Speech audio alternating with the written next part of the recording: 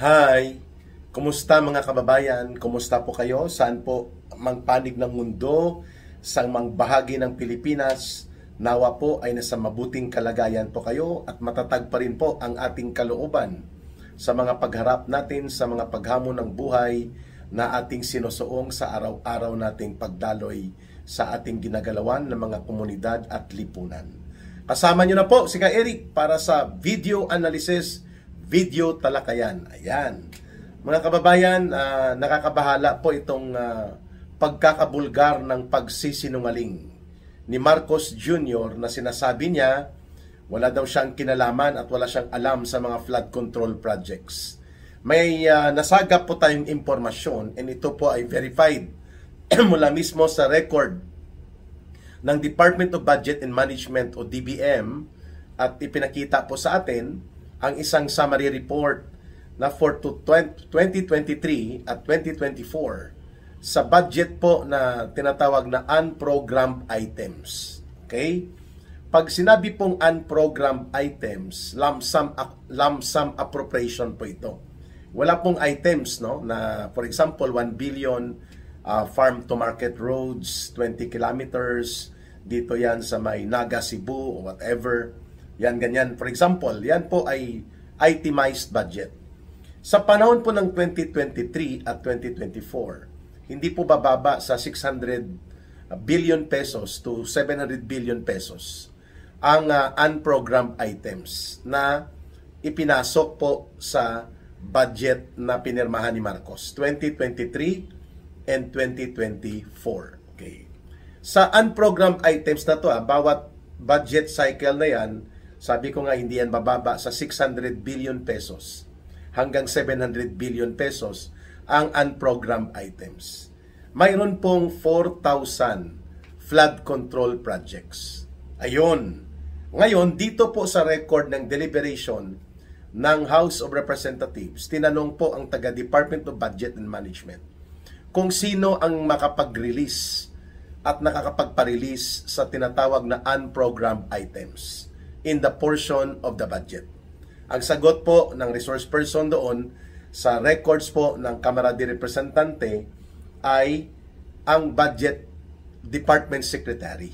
Ulitin ko po tinanong. Ang nagtanong yata si Antonio Tinio ng Alliance of Communist Teachers Party List. Sabi niya, di ba ang unprogrammed items o unprogrammed portion ng budget, dahil yan ay lump sum, sino ang makapag-release niyan at anong proseso? Ang proseso pala para makapagpa-release ka ng pondo sa unprogrammed items sa budget, kailangan magkaroon ng Special Budget Release Request. So magkaroon ka ng SBRA, Special Budget Release Request or SBRR. At ang gumagawa po ng endorsement approval ng subject or ng Special Budget Release Request ay ang Department of Budget Secretary. Recommendation approval yon, pero ang approval pala sa Presidente. Mantakin po ninyo, 4,000 mahigit na flood control projects na pinunduhan sa unprogrammed items ng Budget 2023 and 2024 amounting to more than 5 or 400 billion to 500 billion pesos cumulatively. But ibig sabihin po, buo na. 4,000 plus flood control projects mula po sa unprogrammed items ng 2023 and 2024 budget ang pinarelease ng Department of Budget and Management para punduhan ang flood control projects na mga 4,000 mahigit na bilang iba't ibang flood control projects. Sino po ang nagkaroon ng final approval para doon sa special budget release? Si Marcos Jr. Hindi kulukoy talaga. Sinasabi niya na hindi siya sangkot, wala siyang kinalaman, wala siyang alam tungkol sa mga flood control projects na ito. Ang tarantado at kulukoy na presidenteng ito na nagmamaang-maangan, siya pala ang pumipirma ng tinatawag na Special Budget Release Approval. Ang Special Budget Release Approval charged to the unprogrammed items ay hindi po mapapalabas ang pondo kung hindi po pipirmahan ng Presidente kahit na ang recommending approval ay galing sa Budget Department Secretary. Klaro po na nililigaw, nililito at pinapasakay ni Marcos Jr. ang taong bayan. Hindi naman tayo maniniwala na siya po ay wala sa espiritu niya o siya po ay nag-hallucinate kagaya ng pakikipag-usap niya sa masamang espiritu ng kanyang tatay o ang diktador na tatay niya, na according to him, kinakausap niya regularly bilang consultant at advisor niya ang kaluluwa at masamang espiritu ng diktador na si Marcos Sr. So, nag-hallucinate ba si Marcos para pirmahan niya ang special budget release request na in-endorse sa kanya ng DBM Secretary, at ito ay umaabot, mga kababayan, sa 4,000 mahigit na flood control projects in 2023 and 2024 alone. Ha, mga kababayan? So lahat pala ng unprogrammed items, bagamat yan ay walang partikularidad, walang particular and specific items, magpaparelease ka niyan kung ang mag-a-approve ay ang presidente. So ibig sabihin, pumipirma sa na nakapikit ang mata at tulog, o kaya ay naalimpungatan lang siya, hinawakan ang kamay niya at pinirmahan niya ang special budget release order para sa lump sum na mga 4,000 plus control, 4,000 plus flood control projects. Hindi po ka manipaniwala, mga kababayan, na ganyan pala kalaki. Kaya pala noong 2024, last year, bago po sa mambulat itong iskandalo na dinadambong at dinudurubo ang mga flood control projects na ilalim ni Marcos Jr., sabi niya, we have already almost completed 5,500 plus flood control projects, and then more will be coming. And then in the next few months, binabanggit na naman uli ng kanyang kulukoy at tarantado na DPWH Secretary na si Bunuan, na umabot na daw sa 9,000 flood control projects ang completed under the Marcos government. Bago sumambulat ang iskandalo na mga 1 trillion pesos sa flood control projects ang dinambong at dinurubo. Ito na. Hindi lang talaga si Martin Romualdez ang dapat singilin dito. At sila Saldico at mga magnanakaw at kawatan ng mga congressman, mga kriminal at sindikato na DPWH at mga kriminal na contractors. Mantakin po ninyo, 4,000 flood control projects funded under the unprogrammed items from 2023 and 2024 amounting cumulatively to more than 400 billion pesos ang pumirma para maparelease ang mga pundo. Si Marcos, and tapos sasabihin po niya sa ating mga mamamayan, sa harap ng ating bayan, sa harap ng ating bansa, pag nagpapa-interview ang kulukoy na ito, wala siyang kinalaman, wala siyang alam tungkol sa flood control projects. Kaya tama na noong nagbibida-bidahan siya at siya po ay nagmamayabang at naghambug-hambugan na mayroong 4,000 or 5,500 flood control projects almost completed na, and more are coming. And then after 2 days binaha ng tulo-tudo ang paligid ng Metro Manila, ang paligid ng Cavite, Laguna, Batangas, Rizal, and even ang portion ng Bulacan at Pampanga, ay doon po nakita ng taong bayan na totoo pala na ninanakaw at ginagamit ang flood control projects para magpalusot ng pundo, mga kababayan. And mantakin mo, pinagtanggol pa niya, no? Sinabihan nga siya, tinanong siya ng media, Mr. President, akala po namin mayroon ng mga 5,500 mahigit na flood control projects. Bakit po ganitong nangyari? Sabi niya kasi, hindi natin mapigilan ang buhos ng ulan.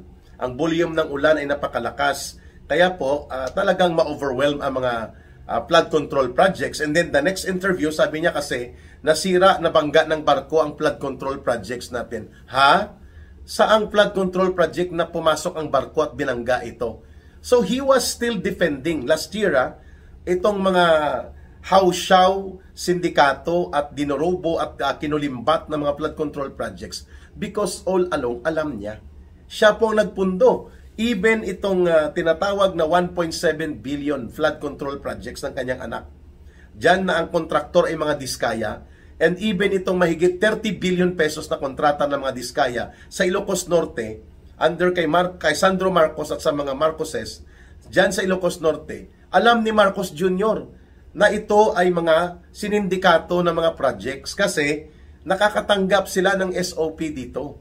Nga, kaso lang, tuloy-tuloy itong problema niya sapagkat ganun din pala kasindikato. Mali-maleta din at mga dagsa-dagsa na pera din ang tinitira ng kanyang pinsan, sila Saldico, at iba pang mga magnanakaw na politiko, including ang DPWH at mga kriminal na contractors. Lalo na nang lumabas yung iskandalusong interview sa mag-asawang Diskaya. Yung how many were that? 48 or 52 na mga luxury cars sa interview po ni Corina Sanchez at nila Julius Babaw sa mag-asawang Diskaya. Doon po kumalat ng iskandalo dahil sa kasagsagan ng mga pagbuhos ng mga malalakas na ulan, sa kasagsagan po ng mga pagbabaha sa paligid po ng Metro Manila at iba pang karatig bansa at mga munisipyo, ay umabot sa mahigit 10 million families ang naapektuhan po ng pagbabaha na ito. At ngunit, walang makita na matino o kaya ay totoo at seryosong pag-construct sa mga flood control projects. Kaya napilitan si Marcos na magkunwari. Kasi in 2023 and 2024 alone, Marcos Jr. signed the special budget request amounting to more than 400 billion pesos chargeable to the unprogrammed items both ng 2023 and 2024 budget. Hindi ko pa po nakuha ang dato sa 2025 budget. Ibig sabihin po, hindi lamang mga insertions, mga realignment ang mga sinisindikato nila Marcos at Romualdez. Kasi ang unprogrammed items po, nanggagaling yan on the later part of the year, mga siguro October to December, last quarter, dyan po pumapasok kung bakit kinukuha ang mga savings ng government agencies. Tapos dyan din pumapasok ang mga loan na mga malalaki na inuutang ng gobyerno para palabasin na may mga priority projects. So ang unprogrammed items, nanggagaling po yan sa loan, sa savings, at sa mga special allocation na makukuha ng gobyerno, no, mula doon sa hindi sa regular item budget. So ibig sabihin po, ang inuutang na bilyon-bilyon, kasi every year nangungutang si Marcos ng mahigit 1 trillion pesos in the last 3 years. Kaya po umabot na sa almost 4 trillion pesos ang nadagdag sa utang ng buong bansa. So malaking bahagi pala nito ay napupunta sa unprogrammed items. Hindi pa kasama ang kinukuha nila ang mga savings ng government agencies at mga government-owned and controlled corporation.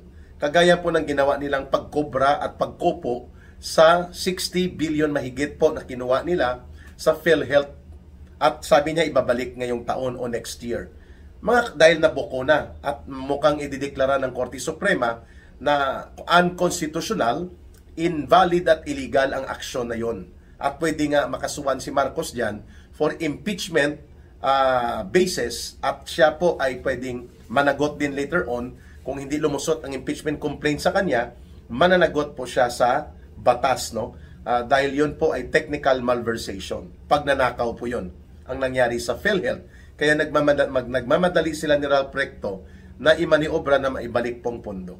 Pero going back dito sa punto natin, all along, pinapasakay ni Marcos at lantarang nagsisinungaling siya na wala siyang kinalaman, wala siyang alam at hindi siya sangkot sa anumang flood control projects na ito. Dahil ipinapatupad lang daw nila kung ano ang nakalagay sa programa ng DPWH as if ang mga nag-realign ay mga ang congressmen lang o mga members lang ng House of Representatives. Sila Saldico lang ngayon sa interpellation po sa budget na ito ng DPWH at even sa DBM, tinanong po nito ng komunistang operatiba ng CPP, NPA, NDF na si Antonio Tinio ng Alliance of Communist Teachers. Sabi niya, di po ba sa ilalim ng Executive Order 292 mayroong provision doon na binasa pa niya na ang presidente ang final approval para maparelease o mapuntuhan ang mga unprogrammed items sa budget.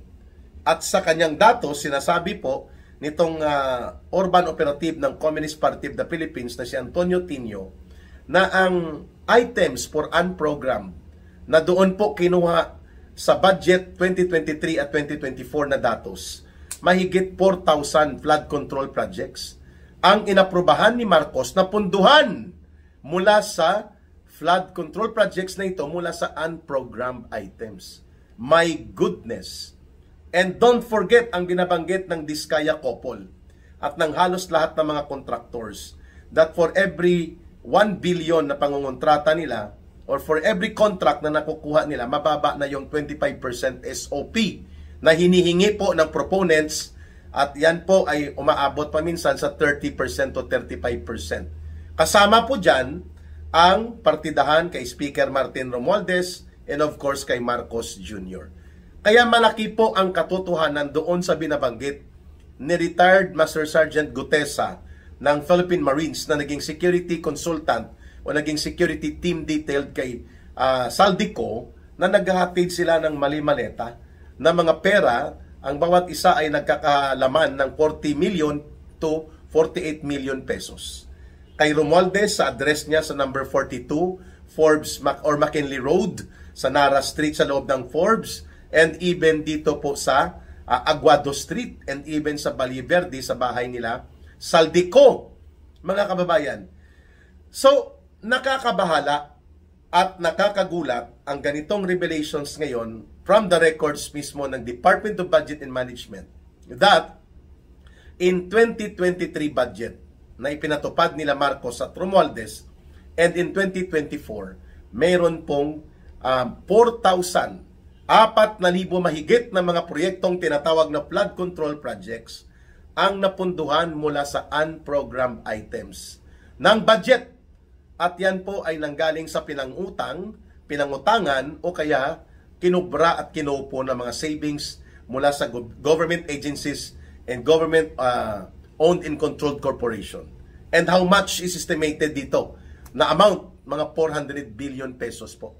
Mga kababayan, sino po ang final na pumirma para maparilisan at ma-charge ang mga 4,000 flood control projects sa unprogrammed item or unprogrammed amount of the budget? Walang iba na pumirma si Marcos at itinanggi pa at first ng Department of Budget and Management at ng DPWH na ang nakakapagpa-release at nakakapag-approve nitong special budget request chargeable to the unprogrammed items ang Budget Department Secretary lang daw, ang DBM Secretary.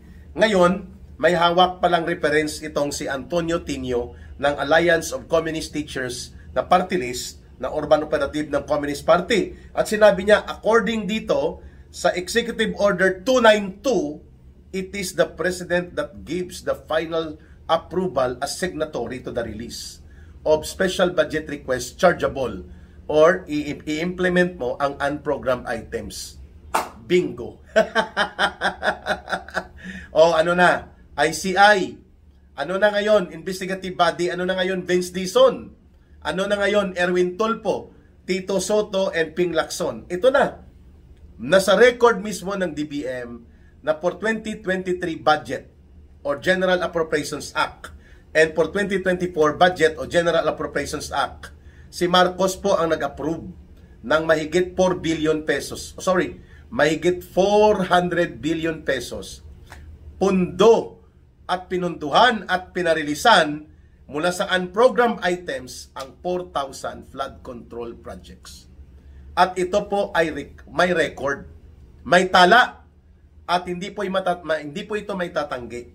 Sapagkat kung ang gumawa lang ng pagpirma at totoong walang alam si Marcos, which hindi po pwedeng paniwalaan natin yan, na hanggang doon lang daw sa Department of Budget and Management kasi naghugas kamay ang tagapagtahol ni Marcos last week, no? Itong si Aling Claire Castro Marites, ang tagapagtahol or barker ni Marcos na walang kinalaman ang Pangulo sa anumang flood control projects na yan. Subalit, ito ngayon ay sumambulat that the final approval for the release and funding chargeable to unprogrammed items in the budget na dumadaan sa tinatawag na special budget request for release, hindi po ang Department of Budget and Management Secretary lamang. Siya po ang DBM Secretary ang recommending approval. Pero ang final approval for the release, si Marcos pa rin bilang presidente as stipulated, expressed in the provisions of Executive Order 292. Ayun! Haha!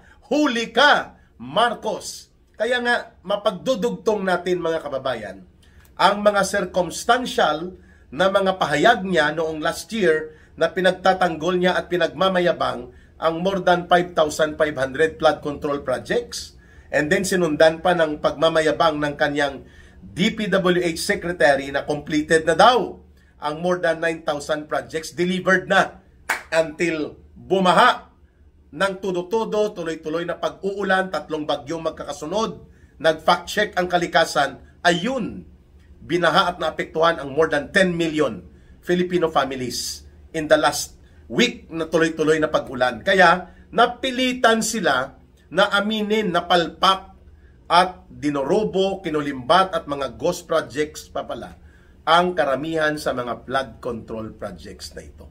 At ngayon, it is now established na ang nagpaparelease ng pondo at nagpapa-approve na punduhan at i-implementa ang mga flood control projects, at least ang record ngayon 2023 and 2024, mahigit 4,000 na mga flood control projects pinapunduhan, pinarilisan ng budget ni Marcos mula sa unprogrammed items. Na sinasabi ko, basta unprogrammed items sa budget, ang pondo niyan nanggagaling sa loans, inuutang ng gobyerno o sa mga bagong revenue o sa mga savings ng agencies of government, including GOCC or Government-Owned and Controlled Corporation. So therefore, Marcos cannot play innocent. Marcos cannot claim na siya ay walang kinalaman at walang alam sa nagaganap na kasindikatuhan, pandarambong at pandurobo sa kaban ng bayan na naganap at ginamit ang flood control projects bilang disguise, bilang pamamaraan para palusutin at ibuhos ang ninanakaw at kinukurakot na pondo gamit ang disguise at maskara ng flood control project, sapagkat si Marcos mismo ang nagpapundo, nagpa-release at chargeable to at least doon sa mga 400 billion cumulative 2023-2024 unprogrammed items in the budget. At ilan po ang flood control projects na inaprobahan niya na ipapunduhan, parilisan ng pondo at parilisan ng pera? 4,000 plus flood control projects. Bingo ka ngayon, Marcos Jr. Ngayon, nasa taong bayan na. Ano pa po ang gagawin natin dito? Hindi po natin ipinipilit sa simbahan Romano-Katolika at even sa Iglesia ni Cristo na maniwala dito, pero hindi ko po sasabihin ito kung hindi ito recorded. Ang deliberation na binabanggit ko po ay nasa minutes of the meeting at nasa debate and deliberation ng budget. Recorded at itong binabanggit po na punto na may 4,000 plus flood control projects na pinunduhan, pinagamitan at pinarilisan mula sa unprogrammed items charged there at pinirmahan ni Marcos, sinaprobahan niya, na sa record din po ito ng DPWH at ng DBM na ang final charge of appropriation or amount to be charged, chargeable to the unprogrammed items approved ni Marcos Jr. Ayun. Kaya po, kung hindi ito bulat-latin at hindi po ito busisiin at ilantad ng ICI, di wala na po ang ICI na yan, putumaya na.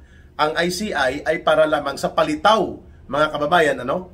At para lamang ito na gamitin nila ang ICI para po sa display and design ng panluloko at public relations release nila. PR. Pero ang katotohanan, all along, it was never only Romualdez and it was never only Saldico ang pasimuno ng mga pangangatay, paninindikato at mga kriminal na pandarambong sa kaban ng bayan sa pundo ng mamamayan. Gamit po ang mga insertions, unprogrammed items, realignment na ito, lahat ng ito from the very beginning involved si Marcos. Dahil sila po ay may SOP din. Sabi nga ng revelations ni Manong Chavit Singson, ang Diskaya couple alone nakakuha ng worth 31 billion pesos of government infrastructure projects in Ilocos Norte. Meaning, Sandro Marcos yan. At siyempre, Bongbong Marcos Jr. And if we are going to use the rule of thumb na binabanggit po ng mga contractors at taga-DPWH, minimum of 25% yan immobilize mo yan, bibigay mo yan kaagad kahit hindi pa nagsisimula ang project. The moment that you are notified that you will be the one to undertake the project, ikaw ang magpaparelease niyan ng 25%. So if there were 31 billion worth of projects na sa Diskaya Couple pa lamang sa Ilocos Norte, that's around 7.5 billion pesos SOP. Ayun, kaya pala ayaw na nila na ang mga Diskaya Couple ay papakinggan pa at maglalahad ng iba pang katotohanan at pagbubunyag sa Senate Blue Ribbon Committee. Kaya tinanggal nila si Senator Marcoleta. At ngayon, nagkaroon ng regodon sa pamunuan ng Senado at ang nangibabaw ay ang grupo ni Itbulaga, Tito Soto at ni Ping Lacson. Upang i-cover up at yun ay maniobra ni Marcos at ni Romualdez. Ganon din po ang nangyayari ngayon sa ICI. With Romualdez acting as if he is innocent. Kaya pala, gusto nilang idiin si Saldico. Sapagkat if there will be backtracking, if there will be serious and real case build-up on the plunder and massive corruption, the entire architectural design, kung paano ginawa ang karumaldumal at iskandalusong krimen ng malawakang pagnanakaw, pangungurakot, pangungulimbat, pandurubo at pandarambong sa kaban ng bayan, the story of having this kind of architectural design in the budget, including ang palusot ng mga pondo, unprogrammed, mga pork barrel type insertions, parking at mga parada, sagasa, whatever terms that you will use, si Marcos at si Romualdez ang pasimuno ng lahat. Kaya hindi niya rin madiin-diin at mapuruhan si Romualdez sapagkat alam din po ni Romualdez, nila Saldico, na si Marcos mismo ang nagbibigay ng otoridad at nagbibigay ng kumpas ng kanyang kapangyarihan na maparilisan at mapunduhan po ang mga flood control projects, more than 4,000 in 2023 alone and 2024, amounting to cumulative amount estimated to be around 400 billion pesos ng mga flood control projects. Si Marcos ang nagpatupad sa pamamagitan ng approval niya ng Special Budget Request Release Order. Ayun! Katawa-tawa talaga, no? Ano na naman ang rason at dahilan ng palusot nila dito? Tama po ang panawagan ng taong bayan. Si Marcos ay dapat lumayas na, kasama si Romualdez. They need to step down. At ito na po ang challenge sa AFP. Ginugood time, pinapasakay, at ginugoyo-goyo, at niloloko-loko ni Marcos. Ang taong bayan, ginagawa niyang bobo at tanga. Akala niya pareho sa kanya, at pareho sa kanila ng kanyang pinsan, na pwedeng magtanga-tangahan at magbubububuhan ng taong bayan. This is too much. Ang tanong sa Armed Forces of the Philippines, chain of command pa rin ba? Is this there? Nasa moral issue pa rin ba ito? Na kilalanin ninyo ang moral basis ng pag-iral ng chain of command? The chain of command is not blind obedience. The chain of command means it's not following illegal orders or it's not following the illegal actions or covering up illegal actions of the Commander-in-Chief. Yan po ang tamang chain of command.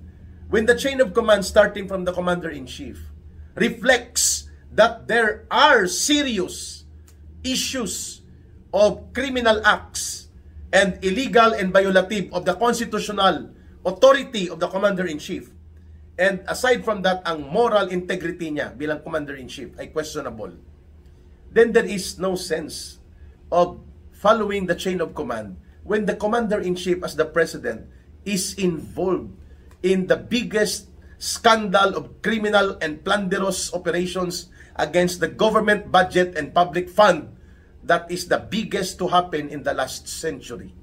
Pinakamalaking iskandalo itong kinasasangkutan ni Marcos ngayon. At siya pala talaga ang pasimuno. And we're talking about the unprogrammed items.